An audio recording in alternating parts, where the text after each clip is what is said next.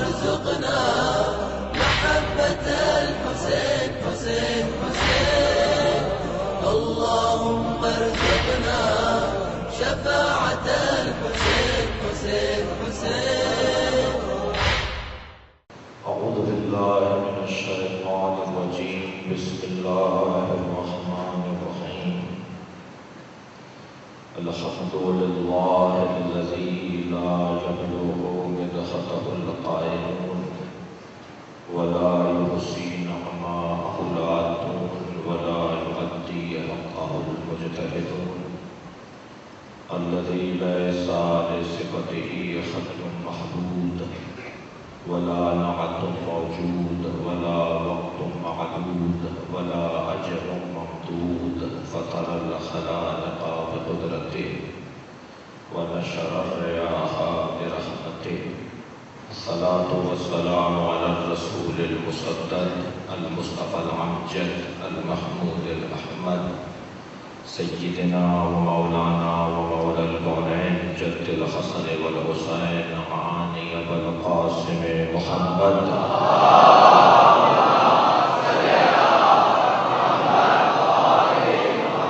وآل الطيبين الطاهرين المعصومين الذين قال الله إنما يريد الله ليذهب عنكم الرجس أهل البيت ويطهركم تطهيرا.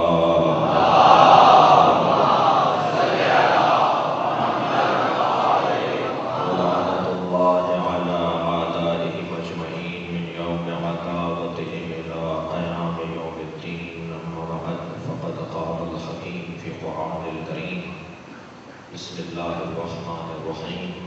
هو الذي بعث في الأميين رسولا منهم يتلو عليهم آياته ويزكيهم ويعلمهم الكتاب والحكمة وإن كانوا قبل لفي ضلال مبين.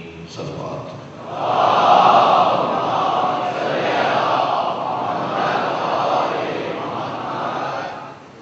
سورہ مبارکہ جمعہ کی دوسری آیت 1436 کا سال شروع ہو گیا. محرم ان ایام کو کہا جاتا ہے کہ جب وہاں والے یہاں دیکھتے ہیں. میں کہتا ہوں یہ 10 دن بشر کی معراج ہے اگر وہ اپنے آپ کو پہچان لے.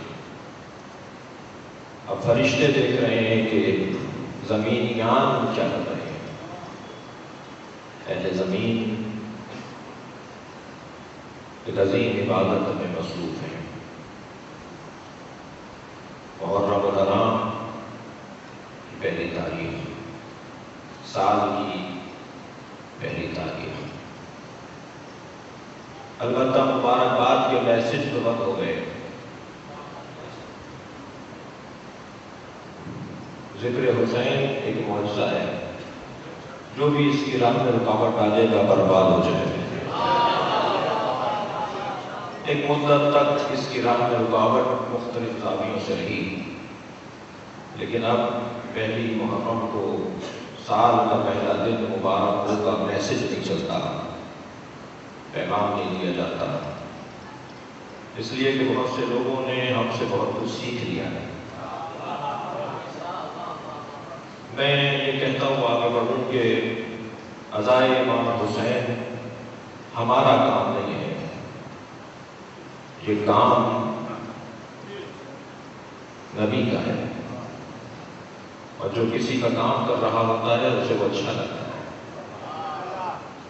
ہمارے ساتھ پیغمبر کی تائید شامل ہے، ہمارے ساتھ روح پیغمبر کی حمایت شامل ہے. ہم سب بیٹھے نبی کے دسترخوان پہ ہیں.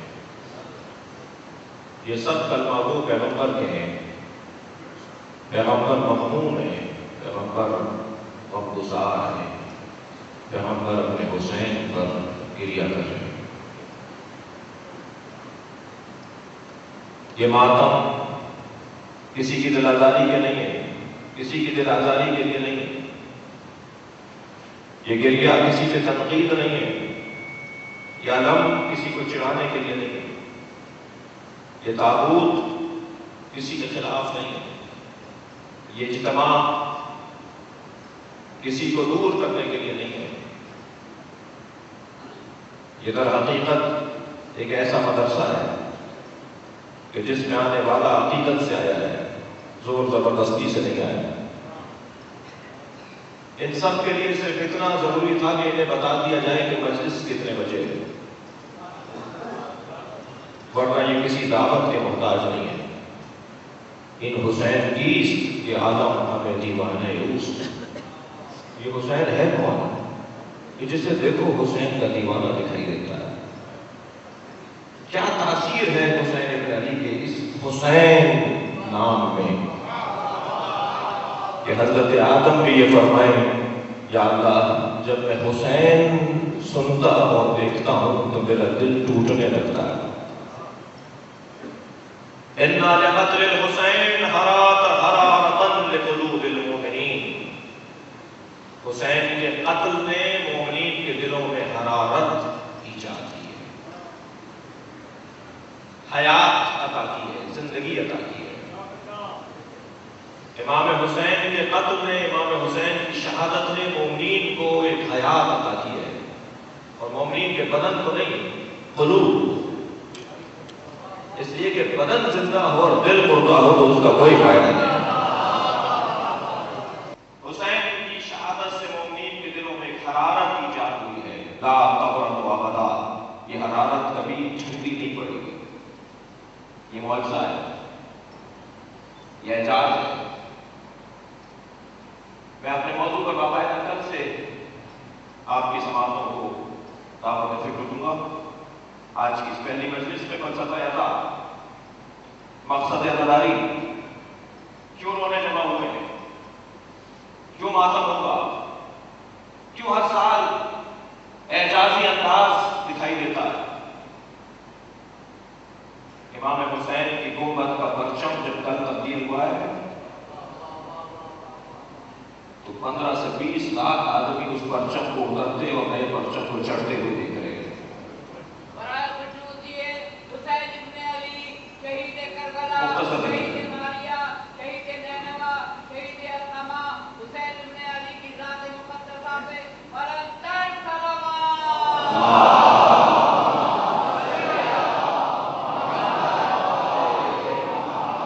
امام حسین کے نام میں تاثیر ہے۔ اللہ چاہتا ہے کہ حسین حسین ہو، پیغمبر چاہتے ہیں کہ حسین کا نام لیا جائے۔ مجھے نہیں سمجھ میں آتا کہ جو امام حسین کی اس فلسفہ عطا کو، امام حسین کے نام پر اس مجمع کو سمجھنا نہیں چاہتے، ان کے لیے میں کیوں اپنا وقت صرف کروں؟ اتنا ضرور ہے کہ یہ اعجاز ہے کہ پیغمبر کا اعجاز ہے۔ پیغمبر کو اللہ نے قیامت تک کے لیے نبی اور ہادی بنا کر بھیجا ہے۔ پیغمبر چلے گئے، نظام ہدایت کیا دے کر گئے؟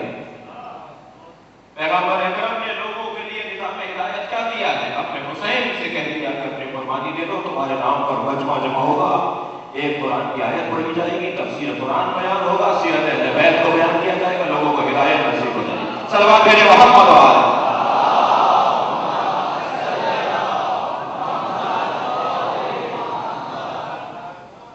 میں آپ کے سامنے 4 آیتوں کے ذریعے سے عزاداری کا فلسفہ بیان کرنا چاہتا ہوں۔ ہم کیوں عزاداری کر رہے ہیں، کیوں رو رہے ہیں؟ اس بات کی وضاحت کے ساتھ کہ عزاداری امام حسین شیعوں کی ملکیت نہیں ہے، شیعہ امام حسین کی عزاداری کے مالک نہیں ہے، شیعہ امام حسین کی عزاداری کے نوکر ہیں، اور نوکر کو اپنی اوقات میں رہنا چاہیے، مالک کے مہمان کا احترام کرنا چاہیے۔ لہذا ہر آنے والا حسین کا مہمان ہے، چاہے وہ سنی ہو، ہندو ہو، عیسائی ہو، سکھ ہو، مسلم ہو، غیر مسلم ہو۔ توجہ چاہوں گا اس منزل بیان کے اوپر۔ پروردگار عالم نے انسان کو دنیا میں جب بھیجا تو وہاں سے یہ کچھ نہیں لے کر آیا ہے سوائے 3 چیزوں کے۔ بدن لے کر آیا ہے، روح لے کر آیا ہے، اور تعلقات کو لے کر آیا ہے۔ کوئی شخص دنیا میں ان 3 چیزوں کے علاوہ نہیں آتا سوائے حضرت آدم کے، باقی سب دنیا میں جو آئے ہیں وہ ان 3 چیزوں کو لے کر آئے ہیں۔ اور جب دنیا میں وہ قدم رکھتا ہے تو بدن اور روح کی آپس کے تعلقات کا اظہار شامہ رکھتا ہے، سونگنے کی صلاحیت رکھتا ہے، یہ سامعہ رکھتا ہے، یہ باصرہ رکھتا ہے، یہ ذائقہ رکھتا ہے، یہ لامسہ رکھتا ہے، کسی چیز کو لمس کر کے بتا دیتا ہے کہ یہ کیا چیز ہے۔ یہ 5 صلاحیتیں روح اور بدن کے امتزاج پر دلیل بن جاتی ہیں۔ یہ کیسے طے ہو کہ روح کام کر رہی ہے، یہ کیسے طے ہو کہ بدن کام کر رہا ہے، ان دونوں کا آپس میں ربط کیسے ظاہر ہوتا ہے؟ ان دونوں کا آپس میں ربط ظاہر ہوتا ہے حواس خمسہ کے کارفرمائی کے ذریعے سے، حواس خمسہ کی کارکردگی کے ذریعے سے۔ عزیزان گرامی، دلیل دے رہا ہوں کہ عزاداری کا دشمن امام حسین کا نام ہم سے علیحدہ کرنے کی سید حاصل کرنے والا انتہائی بیوقوف ہے۔ ہم جب دنیا میں نہیں آئے تھے تو حواس خمسہ میں صرف ایک حص ہے کہ جس نے دنیا میں آنے سے پہلے کام کرنا شروع کیا، باقی 4 حواس نے، 4 حصوں نے دنیا میں آنے کے بعد کام کرنا شروع کیا ہے۔ ماں کے شکم میں بچہ لامسہ کی صلاحیت نہیں رکھتا، ماں کے شکم میں بچہ شامہ کی صلاحیت نہیں رکھتا، اسے خوشبو اور بدبو کا کوئی تصور نہیں ہوتا۔ ماں کے شکم میں بچہ ذائقے کی کوئی صلاحیت نہیں رکھتا، چکھنے کا اور کھانے کا اور ذائقے کا کوئی مفہوم نہیں ہے۔ ماں کے شکم میں بچہ باصرہ کی کوئی صلاحیت نہیں رکھتا، وہ دیکھنے کی اہلیت ہی نہیں رکھتا ماں کے شکم میں۔ ہاں، ماں کے شکم میں آنے والا یہ جنین ایک صلاحیت وہاں سے لے کر آتا ہے، وہ ہے سامعہ، یہ سننے کی صلاحیت لے کر آتا ہے۔ مجلس میں اگر ڈاکٹر حضرات بیٹھے تو میری بات کو زیادہ محسوس کریں گے۔ بچہ دنیا میں آنے سے پہلے ہی سن رہا ہوتا ہے۔ میں عزاداری کے دشمنوں اور مخالفوں سے ایک جملہ کہوں گا، جو دنیا میں آنے سے پہلے حسین حسین سنتا رہا ہو، تو دنیا میں آنے کے بعد حسین کو کیسے چھوڑ سکتا ہے؟ صلوات پڑھیں، بہت مزہ آئے۔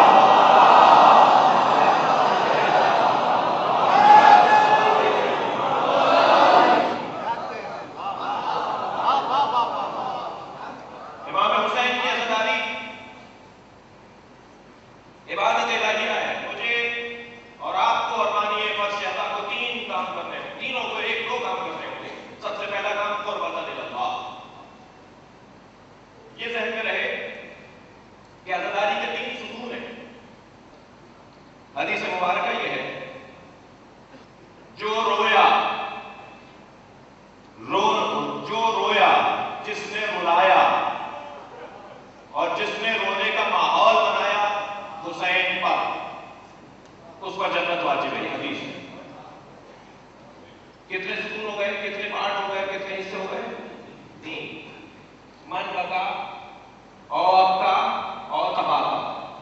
جو رویا، جس نے رلایا اور جس نے رونے کا ماحول بنایا۔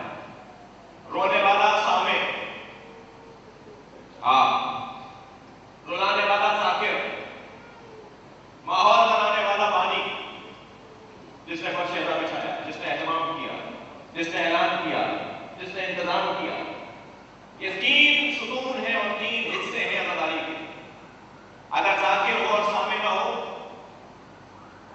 تو اس حدیث پر عمل نہیں ہوا۔ اگر بانی ہو اور سامع اور ذاکر نہ ہو تو اس حدیث پر عمل نہیں ہوا۔ حدیث کے مطابق 3 لوگوں کو ایک دوسرے کا ساتھ دینا ہے۔ توجہ چاہوں گا، بانی کا کام ہے اہتمام کرنا، ذاکر کا کام ہے اہتمام سے پڑھنا، سامع کا کام ہے اہتمام سے آ کر بیٹھنا۔ یہ عشرہ محرم ہے، اس پر ائمہ نے محنت کی ہے، اس پر ائمہ نے توجہ دی ہے، اس پر اولیاء الہی نے محنت کی ہے۔ یہ آج 11 محرم ہوگی تو یہ مجمع 4 برابر بھی نہیں رہے گا، چوتھا حصہ بھی نہیں رہے گا۔ کیوں؟ کہاں چلے جائیں گے آپ لوگ؟ اسی شہر میں ہوں گے، اسی محلے میں ہوں گے، لیکن 11 محرم کو یہ مجمع 4 برابر بھی نہیں رہے گا، چوتھے حصے میں بھی نہیں رہے گا، 1/4 بھی نہیں رہے گا۔ کیوں؟ اس لیے کہ ان پہلے 10 دنوں پر ائمہ نے اہتمام کیا ہے۔ اس کی خاص اہمیت حاصل ہے، اس کی پہلے 10 دن اس پہ محنت ہوئی ہے، اس پہ ریاضت ہوئی ہے۔ بانی فرش عطا، سامع مجلس عطا، خطیب اور ذاکر اہل بیت، ان 3 کو ایک دوسرے کے ساتھ تعامل کرنا ہو۔ بانی کے بھی کچھ فرائض ہیں۔ عزاداری رسم نہیں ہے، عبادت ہے، اور عبادت کو مالک کی مرضی کے مطابق کیا جاتا ہے۔ جو ہے بات کی عبادت اگر ہے تو مولا اور مالک کی مرضی کے مطابق عبادت ہوتی ہے۔ رسم و رواج بھی بہرحال کسی کی مرضی کے مطابق ہوتے ہیں کہ بزرگوں سے ایسا چلا رہا ہے، یہ مت کرنا، بڑوں ایسا نہیں ہوتا تھا۔ لیکن جب عبادت ہے تو پھر مولا بتائے گا کہ کس کی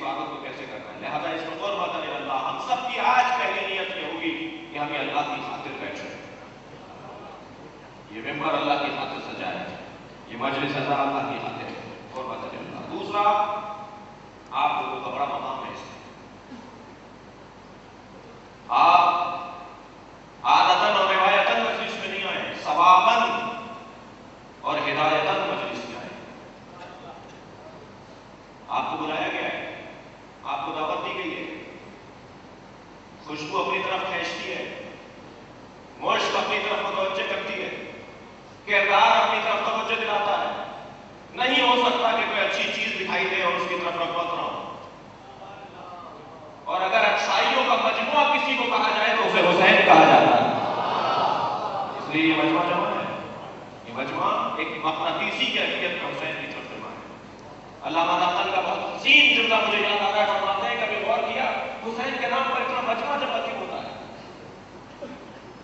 اتنا بڑا مجموعہ پوری دنیا میں امام حسین کے نام پر کیوں جمع ہوتا ہے؟ بڑا حسین جملہ ہے، اگرچہ مصیبت کا بھی ہے اور فضیلت کا بھی ہے۔ علامہ نقل فرماتے ہیں حسین کے نام پر یہ مجمع اس لیے جمع ہوتا ہے کہ حسین کربلا میں اکیلے کھڑے تھے۔ جو اللہ کی خاطر اکیلا کھڑا ہو جائے پھر ساری خلق اسی کی ہوتی ہے۔ صرف آپ نہیں رو رہے ہیں، زمین و آسمان رونے کو تیار ہے۔ یہ جو گریہ آج سے شروع ہو رہا ہے اس کا کمال عاشورہ پر ہوگا، اس لیے جیسے جیسے کمال کی طرف مجلس جاتی رہے گی ہماری توجہ بھی مسائل کے بیان کی طرف جاتی رہے گی۔ اس وقت آمادہ نہیں ہوں، ورنہ میں نے وہ روایات بھی علیحدہ کی ہیں کہ جانوروں میں کون کون سے جانور کیا کہہ کر حسین پہ گریہ کرتے ہیں، پرندوں میں کون کون سے پرندے امام حسین پر کس جملے کے ساتھ گریہ کرتے ہیں، مصائب امام حسین پر مخلوقات الہیہ میں کس انداز سے گریہ ہے۔ ہر شخص اپنی عبادت پر مصروف ہے، حسین کی محبت پر مصروف ہے۔ سب سے پہلے دلیل ہمارے پاس عزاداری کی سورہ مبارکہ نساء آیت نمبر 148، لا يحب اللہ الجہر بالسوء من القول الا من ظلم۔ اللہ کو اونچی آواز میں کوئی ایسا جملہ جو کسی کو ناگوار گزرے پسند نہیں ہے۔ اللہ کو اونچی آواز میں، جہری آواز میں، لا يحب اللہ الجہر، اللہ کو اونچی آواز میں، جہری آواز میں ایسا کوئی قول کہ جو سوء ہو، برا لگتا ہو، کسی کو اذیت پہنچاتا ہو، اللہ کو پسند نہیں ہے۔ انہیں کوئی اور راستہ دے دیا جائے، یہ شہر سے جلوس گزارتے ہیں، ہماری زندگیاں مختل ہو جاتی ہیں، ہمارا کاروبار بند ہو جاتا ہے۔ سارے گزشتہ راولپنڈی کے حادثے کے بعد یہ یلغار تھی، یہ طوفان تھا، ٹیلی ویژن چینلوں کو ایک موضوع دے دیا گیا تھا۔ ایسا لگتا ہے جیسے پہلے سے منصوبہ بندی ہو چکی تھی کہ وہاں یہ واقعہ ہوگا پھر تمہیں یہ پروگرام کرنے ہیں۔ ہر شخص کو بولنا آ رہا تھا، ہر شخص کی توانائیاں ظاہر ہو رہی تھی کہ عزاداری کو بند کر دیا جائے، جلوسوں کو بند کر دیا جائے۔ حتیٰ ایسے لوگ باہر نکل کر آئے کہ جو کبھی حسین سے تعلق ثابت کرو۔ اور پھر ایک مرتبہ ایک بزرگ عالم دین کا ایک جملہ بڑا حسین مجھے یاد آ رہا ہے، وہ فرماتے ہیں، کہتے ہیں کہ کل انہوں نے مارا تھا آج رو رہے ہیں۔ میں ان سے مخاطب ہوں، کل انہوں نے مارا تھا اور آج رو رہے ہیں۔ جملہ دے رہا ہوں آپ کی محترم سماعتوں کے لیے، اگر کوئی تعلق، اگر کوئی رنگ و بو ہماری طرح ان لوگوں کا تھا تو ہم لعنت بھیج کر حسین کے قاتلوں کا تعلق توڑ رہے ہیں۔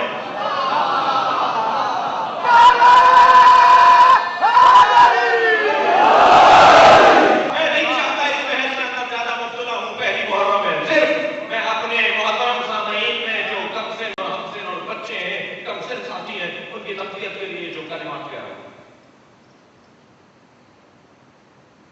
کوفے والے تمہاری طرح تھے، انہیں تو ثابت کرنا آپ کو مشکل ہو جائے گا کہ ان کا مسئلہ کیا تھا، کون تھے، لیکن اگر میں نے حسین کے قاتلوں کے والد اور دادا کا نام بتا دیا تو تمہیں منہ چھپانا مشکل ہو جائے گا۔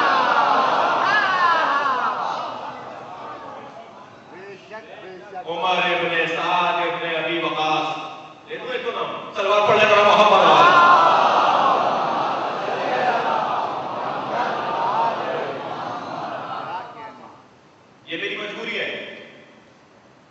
اداروں کے افراد جو یہاں بیٹھے ہوئے ہیں، یہ میری مجبوری ہے، صرف حملہ سنتے رہیں اور دفاع نہ کریں.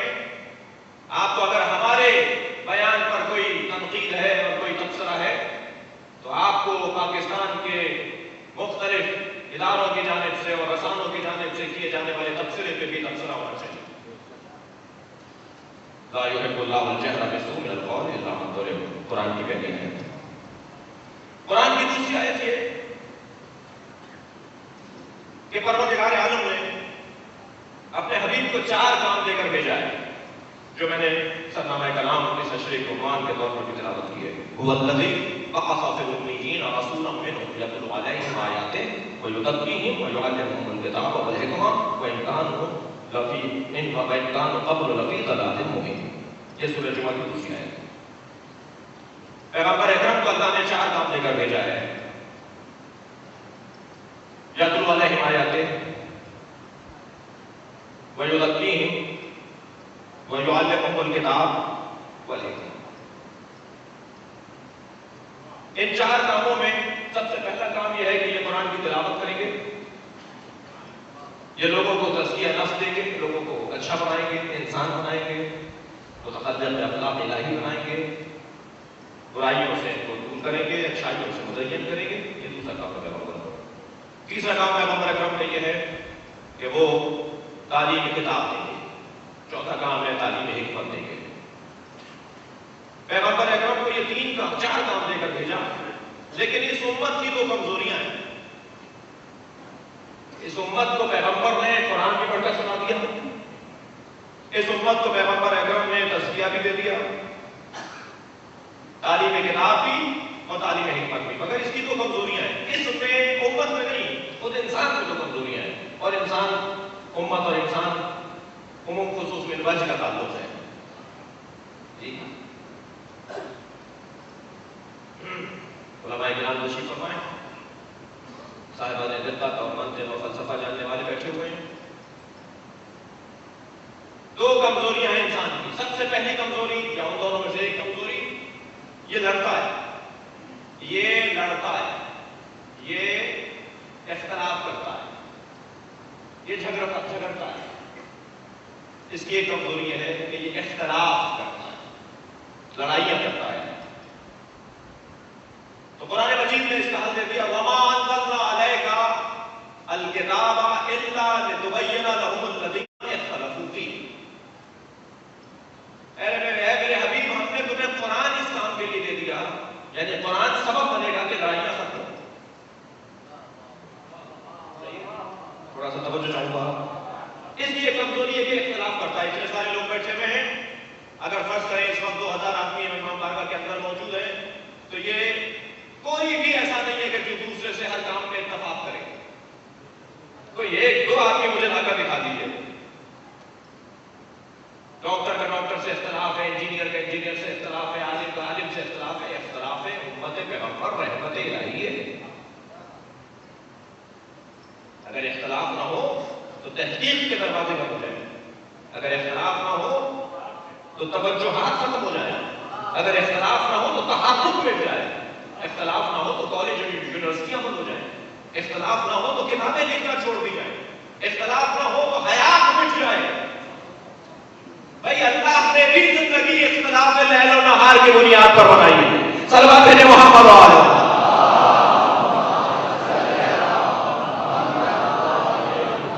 مگر یہ جب کمزوری میں تبدیل ہو جائے تو پھر قرآن مجید نسخہ کیمیا بن جاتا ہے. تمہیں اگر اختلاف سے بچنا ہے تو یہ قرآن کھول دو، تمہارا اختلاف ختم ہو جائے. تمہیں یہ مسئلہ ہو رہا ہے نا کہ کس کی پیروی کریں، ستاروں کی کریں یا چاند سورج کی کریں. تمہیں یہ مسئلہ ہو رہا ہے نا کہ پیروی کرنے میں کسے اپنا سرمایہ مانے. قرآن مجید نے بہت ہی واضح طور پر کہہ دیا کہ جنہیں ہم نے صاحب طہارت بنایا ہے وہ تمہارے لیے رہنما ہے. جن کی اطاعت اللہ رسول کی اطاعت کے برابر ہے وہ صاحبان ہدایت ہے. قرآن مجید مسئلہ حل کرے گا. جب اختلاف ہو جائے گا تو پلٹا دو قرآن کی طرف، لے جاؤ قرآن کے پاس. حتیٰ اگر حدیث کے اندر بھی اختلاف دکھائی دے رہا ہو اور یہ طے کرنا مشکل ہو تو معصوم فرماتے ہیں ہماری حدیث کو قرآن کے آگے پیش کرو. سرکار کی حدیث ہے، معصوم کی حدیث ہے. ہماری حدیث کو قرآن کے آگے پیش کر دو. اگر قرآن سے متصادم ہو جائے تو سمجھو ہم نے نہیں کہا، یہ ہماری جانب منسوخ ہو گئی ہے، اس سے ہمارا کوئی تعلق نہیں ہے. اور اگر قرآن کے مطابق ہو تو سمجھو ہم نے کہا، اس لیے کہ وہ خاموش قرآن ہے، ہم بولتے ہوئے قرآن، ان میں آپس میں اختلاف نہیں ہوگا. الذین اختلفوا فیہ. دوسری کمزوری اس انسان کی کیا ہے کہ یہ بھول جاتا ہے. اسے انسان شاید اسی لیے کہا گیا ہے کہ یہ نسیان رکھتا ہے. انسان کو انسان نسیان کی بنیاد پر بولا جاتا ہے. ایک سبب یہ بھولنے کی بیماری رکھتا ہے. قرآن مجید نے پھر حل دیا فکر. اب یہ وہ دلیل ہے کہ ہم کیوں ہر سال امام حسین کے ذکر کو دہراتے ہیں. فکر فإن الذکر تنفع المؤمنین. بار بار دہراؤ. صلوات پڑھنے والوں نبی اور آل نبی.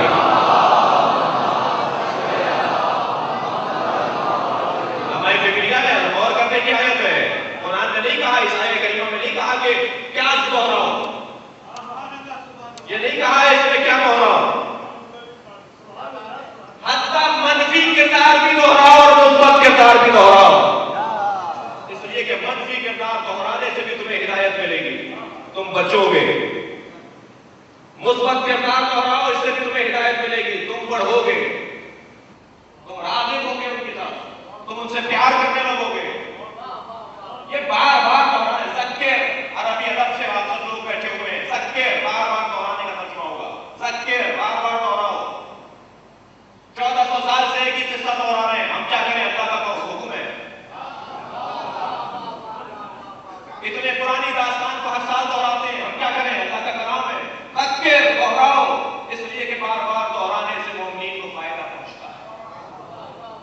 اس کے مزاج میں بھولنا، اس کے مزاج میں بھولنا. اور عجیب اعجاز ہے اس ذکر کا جسے ہم دہرا رہے ہیں پھر ایک مرتبہ. یہ ہر سال نیا لگتا ہے، ہر سال تازہ لگتا ہے. ایسا نہیں دکھائی دیتا کہ صاحب یہ تو بات پرانی ہو گئی. ہر سال نیا دکھائی دیتا ہے. حتیٰ ان کے ذکر مسائل بھی ہمارے لیے اللہ اکبر. کسی کا اگر عزیز ترین فرد مثلاً کسی جوان کا باپ مر جائے، جنازے پر سویم تک، چہلوم تک، پہلی برسی تک اس کے آنسو نہیں تھم رہے، لیکن دوسری برسی پر کم پڑ جائے گا، تیسری برسی پہ ایسے نہیں روئے گا، چوتھی برسی پہ اور کمی آ جائے گی، پانچویں برسی پر پھر وہ کچھ کم کر دے گا، 10ویں 12ویں برسی تو شاید اسے یاد بھی نہیں رہے کہ آج برسی تھی یا کل برسی تھی. 15 16 20 25 سال کے بعد تو بہرحال رسم ادا ہوگی.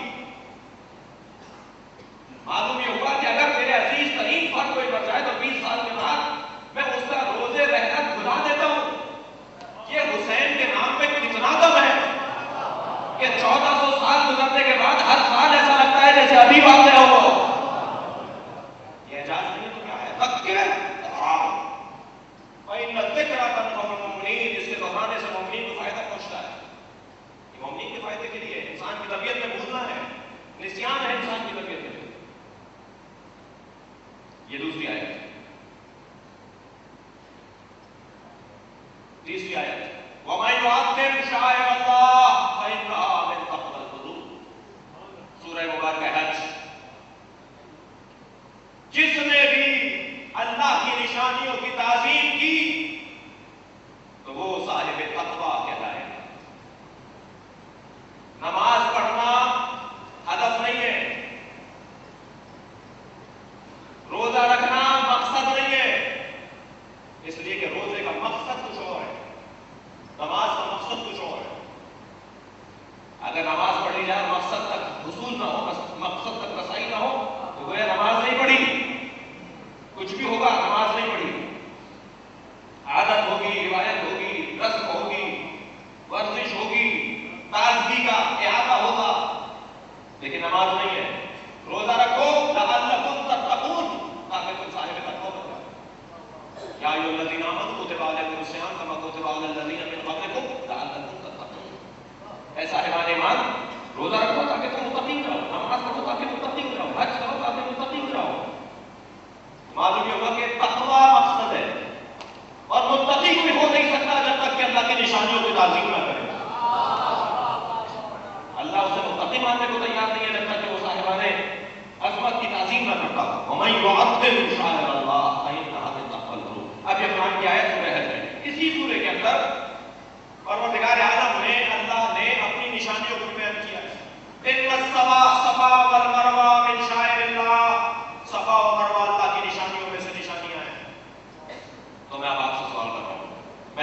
کے لیے آپ کی رحمت کی. میں آپ سے سوال یہ کر رہا ہوں کہ صفا مروا ہے کیا کیٹو کی چوٹی اور کیٹو کے پہاڑ سے زیادہ بڑا پہاڑ ہے؟ کیا سونے اور چاندی کے جس میں معدن ہوتے ہیں ان سے زیادہ قیمتی پہاڑ ہے؟ پھر قرآن نے ان بڑے بڑے پہاڑوں کا نام نہیں لیا, ان قیمتی پہاڑوں کا ذکر نہیں کیا اللہ نے. اللہ نے صفا و مروا کا ذکر کیا جو کالے پتھروں کا پہاڑ ہے. بیاب ہو گیا سرزمین کے پہاڑ ہے, پیر چھلا دینے والے پہاڑ ہیں. جی یہ پوری دنیا میں پہاڑ اللہ کو وہی دکھائی دے. بھائی پہاڑ اللہ کو وہ نہیں دکھائی دے رہے, ان پہاڑوں کے درمیان ایک بیوی ہے جو چکر کاٹ رہی ہے, جس نے ایک نبی کی حفاظت میں اپنی زندگی کو ختم کر دیا. تو اب اس خاتون کی عظمت کی وجہ سے پہاڑوں کی عظمت ہو گئی. اللہ کہہ رہا ہے یہ میری نشانیاں ہیں, ان کی تعظیم کرو. اب سمجھ میں آتا ہے کہ مذہب کے آگے کیوں جھکتے ہیں.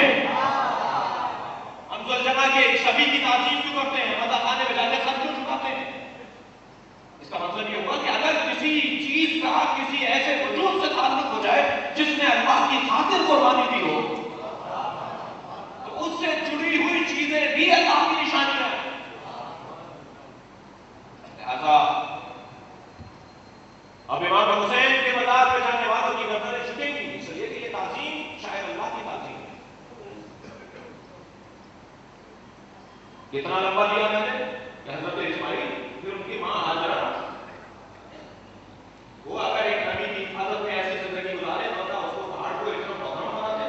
حتیٰ وہ جانور جو اللہ کی طاقت جو ہم نے کیا جانور بالکل وہ جہاز میں شاید اللہ, اور ہم نے جو جانور ہے جسے تم قربانی کے لیے جا رہے ہو اسے اپنی نشانی کاٹ دیا. خبردار جب تم منڈی سے جانور خریدنے جاتے ہو, خریدنے سے پہلے وہ جانور تھا, خریدنے کے بعد وہ شاید اللہ ہو گیا.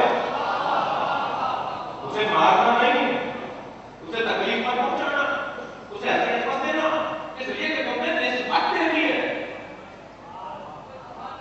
ہمارے ملک میں قربانی کرنا مستحب موقت ہے, واجب نہیں ہے. ایک مستحب عمل کرنے کے لیے بھی اگر ہم قدم اٹھائیں تو پھر حکم یہ ہوگا خبردار اس کی تعظیم کرو. تم نے اسے منسوخ کر دیا اللہ کے ساتھ. اگر کوئی اللہ کے ساتھ منسوخ ہو جائے تو جانور بھی ہو تو محترم ہے. اللہ کی نشانیوں کی تعظیم کرو, یہ تقوی نبی کے لیے نشانی ہے. اور چوتھی آیت لے لیجیے, انسان کسے راضی کرے اور کسے ناراض کرے اس الجھن میں بڑا مبتلا ہے. ایک کو خوش کرتا ہے, دوسرا ناراض کرتا ہے, دوسرے کو خوش کرتا ہے, تیسرا ناراض کرتا ہے. اضطراب کرنے لگتا ہے, تناؤ بڑھنے لگتا ہے. قرآن مجید نے روشن انداز سے واضح کر دیا, الا بذکر اللہ تطمئن القلوب. تم کبھی بھی مطمئن نہیں رہو گے جب تک کہ تم اللہ کو یاد نہیں کرو گے. اللہ کا ذکر تمہیں مطمئن کرے گا, کسی اور کی خوشنودی اور کسی اور کی خوشامد تمہیں مطمئن نہیں کرے گا. اللہ کا ذکر تمہیں مطمئن کر دے گا. اطمینان قلب کی خاطر عزاداری ہو رہی ہے. قلوب مضطربہ کو ٹھہرانے کے لیے عزاداری کر رہے ہیں. تناؤ کھچاؤ کا شکار ماحول اگر کہیں سے نجات پا سکتا ہے تو اسے ادائے حسین کہتے ہیں. الا بذکر اللہ تطمئن القلوب. ایک مطمئن نفس, ایک نفس سے مطمئن نہ.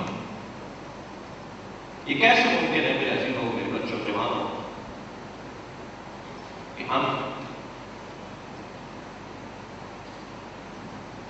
ایک گھنٹے تک اپنے گلے میں اگر گلاب کے پھولوں کا ہار ڈالے رہے تو اتارنے کے بعد بہت دیر تک خوشبو ہمارے اندر سے نہ آئے.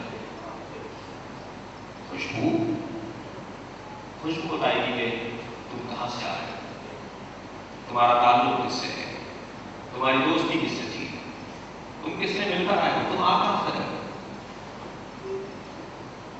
امام حسین کا کوئی ذکر کرتا ہو, اس کا دل مسترب رہے, پریشانیوں میں, الجھنوں میں, بے روزگاری میں,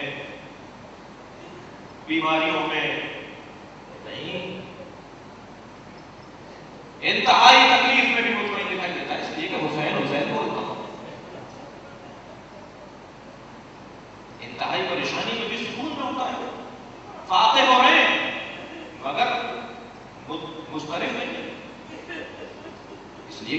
حسین کو مانتا ہوں.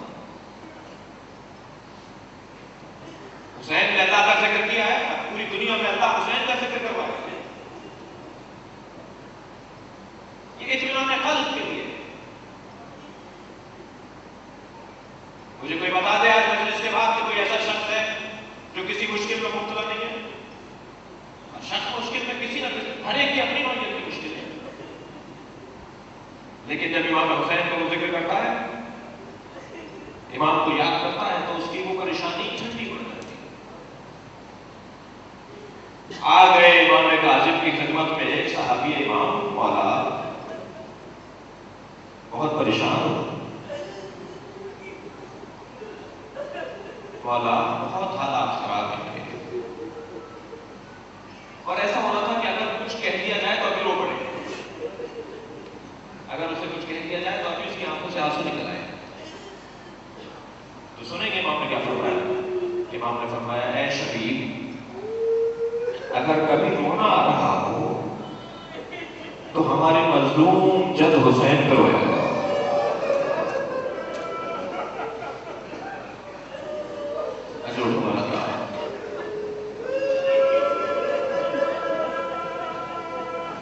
پہلی محرم میں ہزاروں ہوشیاری اسی مجلس میں بیٹھنا ہے اور جاننا ہے. میں نے علامہ مجلسی کا یہ جملہ دیکھا، فرماتے ہیں کہ حسین کے نام پر جب مجلس ہوتی ہے تو اس میں حسین کی ماں آتی ہے، حضرت فاطمہ زہرا. فرماتے ہیں فی یدہا قرمۃ، ان کے ہاتھ میں ایک رومال ہوتا ہے.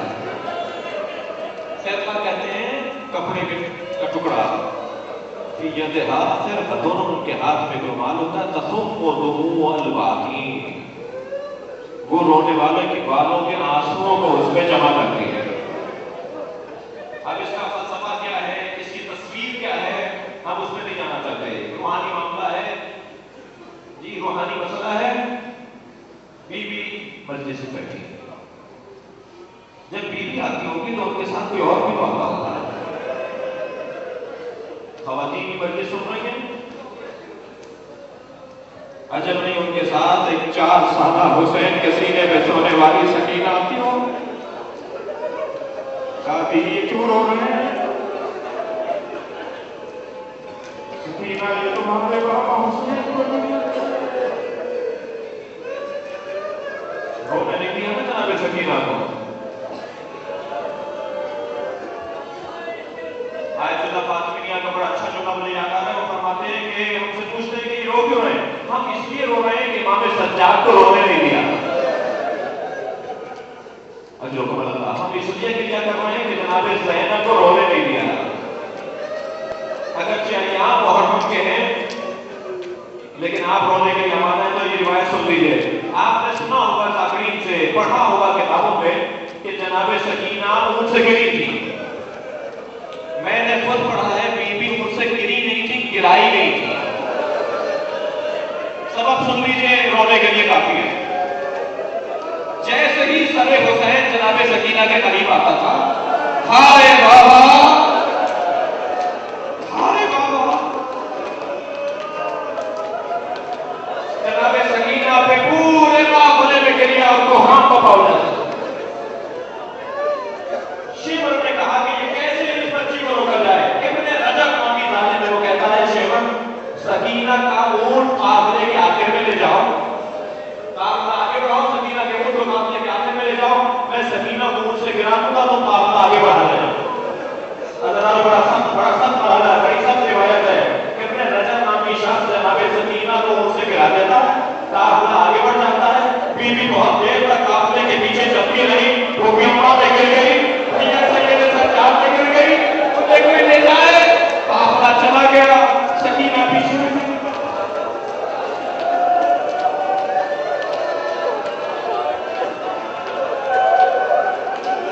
سر حسین جس نے کہ علی پر سوار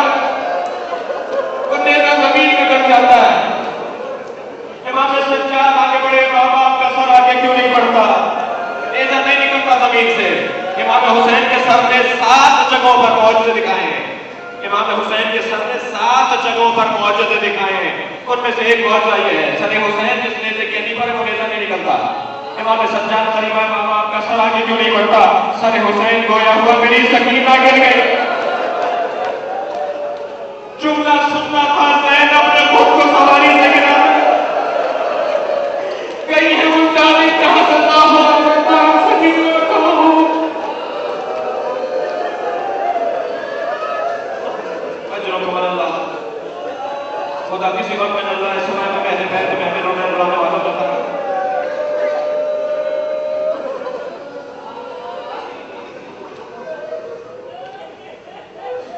معصوم کی حدیث ہے کہ اگر رونا نہ آ رہا ہو تو آواز نکالو. میں اس مجلس کی بات نہیں کر رہا، ہر مجلس کے لیے بچوں اور جوانوں سے کہہ رہا ہوں اگر رونا نہ آ رہا ہو چیز نکالو. یہ اونچی آوازیں معصوم کو اچھی لگتی ہیں. ایک مجلس میں امام زین العابدین بیٹھے ہیں، ایک مجلس میں امام جعفر صادق بیٹھے ہیں، رونے والوں کی آوازیں بلند ہو رہی ہیں. امام روتے جا رہے ہیں، ہاتھ اٹھا کر کے یا اللہ ان نوازوں پر رحمت نازل فرما. یہ میرے جج پر گریہ کر رہے ہیں. عزیزانو، آپ کا یہ گریہ یا آپ کی صدائے گریہ یہ بہت سارے مسئلوں کا جواب ہے. اور یہ بہتے ہوئے آنسو، یہ بگڑا ہوا چہرہ، یہ حسین کو اچھا لگتا ہے. یہ حسین کو اچھا لگتا ہے یہ بگڑا ہوا چہرہ.